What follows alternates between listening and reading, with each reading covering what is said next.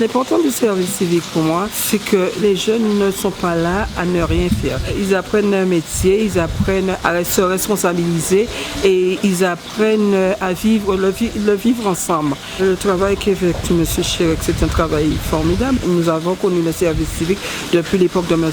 Martin Hitch et j'ai trouvé beaucoup de bonnes choses pour nos jeunes. Et que l'État continue justement à faire le service civique peut-être plus long, parce que nous avons quand même le service civique à 6 mois. 6 mois, je trouve, c'est peu pour nos jeunes. Il y a eu plus de 2000 jeunes en service civique en Guadeloupe, donc il faut marquer le coup. Le président de la République a souhaité développer encore plus le service civique, faire en sorte que l'on passe en 3 ans de 35 000 l'année dernière à 150 000 l'année prochaine. Donc pour ça, il faut mobiliser tout le monde, il faut mobiliser les associations, elles le sont déjà, les collectivités territoriales. On vient de signer un accord avec la région sur le permis de conduire et service civique, mais aussi tous les services publics, et c'est une des raisons de ma venue ici en Guadeloupe aujourd'hui. Nous allons mettre en place des grands programmes ministériels au niveau national qui vont se décliner en Guadeloupe. L'éducation nationale va réserver des postes en service civique pour les jeunes Guadeloupéens ici. Il va y avoir des jeunes à accueillir dans les hôpitaux, il va y avoir des jeunes accueillis chez les pompiers, il va y avoir des jeunes accueillis dans la préfecture. Donc ça, nous avons, je dirais, l'engagement de le faire. Les associations en Guadeloupe ont déjà fait beaucoup, plus que d'ailleurs dans les autres régions. Et il est aussi maintenant utile que les collectivités territoriales, qui ne le font pas encore suffisamment, mais qui commencent à le faire, le fassent aussi. De cette façon, tout le monde prendra sa part. Le service civique est non seulement en pleine progression, mais à chaque fois qu'il y a une mission de service civique, c'est 4 jeunes qui veulent le faire. Donc l'objectif, c'est de faire en sorte qu'à chaque fois qu'on ait une mission, on ait un jeune, c'est-à-dire répondre aux 150 000 jeunes qui veulent s'engager et aux milliers de jeunes guadeloupéens qui veulent le faire aussi. Le service civique, c'est 6 mois à 12 mois. Alors il y en a qui font 6 mois, il y en a qui font 12 mois, et le législateur a prévu de ne pas aller plus loin. Parce qu'autrement, si on reste dans le service civique plus d'1 an, ça devient un métier. Et l'objectif, c'est pas que ça remplace un métier. L'objectif, c'est un engagement citoyen, un engagement pour la collectivité, et qui donne envie, éventuellement après, de faire un métier. Donc nous resterons sur cette durée, mais entre 6 mois et 12 mois, il y a de la marge. Monsieur François Chirac, c'était, je vous le rappelle, le secrétaire général de la CFDT. Monsieur de grande construction, un esprit constructif, préside donc aux destinées du service civique. Le service civique, dans son esprit, s'est voulu être le substitut du service national, du service militaire. On s'est fixé des objectifs et le président Hollande a donné une impulsion nouvelle à l'agence de service civique et a fixé un objectif de 150 000 jeunes qui devraient avoir fait un service ou accompli un service civique d'ici 2016. L'école ne peut pas correspondre au profil de tous.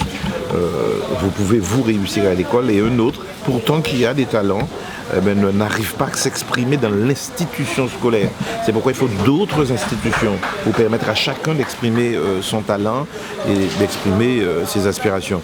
C'est pourquoi il faut une palette complète d'institutions pour réussir. École de la deuxième chance, EPID, service civique volontaire, CFA, donc les centres de formation d'apprentis, les lycées, les écoles, les centres de formation.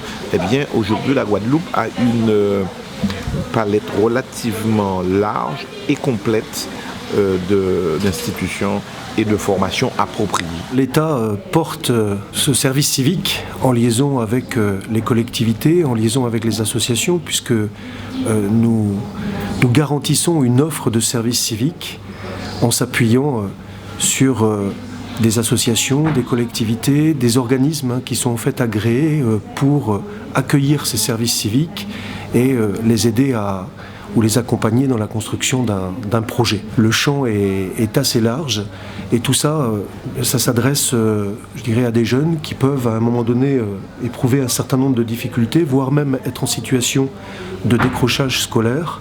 Et à ce moment-là, donc, il s'agit d'assurer leur intégration citoyenne, de les accompagner dans la définition de leur projet de vie et de les aider par la suite à définir un projet professionnel. C'est pas un emploi, c'est tout à fait différent. Il s'agit effectivement d'une expérience qui permet de s'intégrer. Nous faisons en sorte que tous ces jeunes bénéficient d'une formation qui va justement leur être utile pour aborder leur projet professionnel. Et là encore, il ne s'agit pas de se dire le service civique est terminé, on ne s'occupe plus du jeune. Bien au contraire, on garde un lien avec le jeune pour que effectivement le service civique puisse, pour ceux qui le souhaitent, aboutir à un engagement professionnel. Et on a un formidable investissement de la part de femmes, de la part d'hommes, comme Madame Sylvestre, que nous avons honorée. Et que ferions-nous sans l'engagement associatif? Que ferions-nous sans le bénévolat? Et je crois que le service civique en est une nouvelle preuve, je dirais aujourd'hui, de cet engagement citoyen des Guadeloupéennes et des Guadeloupéens au profit de nos jeunes.